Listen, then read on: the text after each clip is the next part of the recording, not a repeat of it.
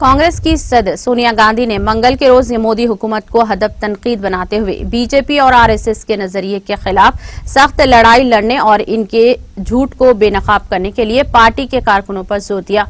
गांधी ने party general secretary, रियासती इंचार्जों और रियासती सुदूर की एक अहम मीटिंग से खिताब करते हुए तंजीम के इत्तेहाद और नज़्म ज़ब्त कायम करने की तलकीन की।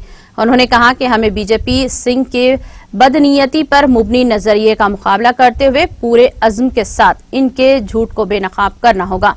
उन्होंने कहा कि मुल्क से मुंसलिक अहम मसाइल पर कांग्रेस रोजाना बयानात जारी करती है, लेकिन पार्टी का पैगाम ब्लॉक और जिले सतह पर कारकुनों तक नहीं पहुंचाया जा रहा है। उन्होंने कहा कि पॉलिसी मसाइल पर रियासती सतह के लीडरों में नजरियाती वजाहत और यकजहती का फुकदान है।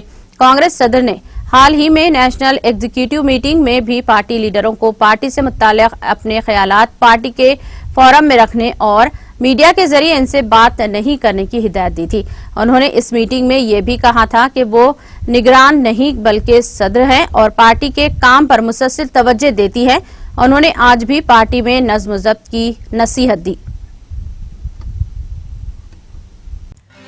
नाज़रीन, हमारे टीटीवी न्यूज को सब्सक्राइब करें, बेल आइकॉन को प्रेस करें, शेयर करें और लाइक करना ना भूलें।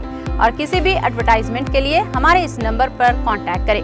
हमारा नंबर है 9550102020 पर।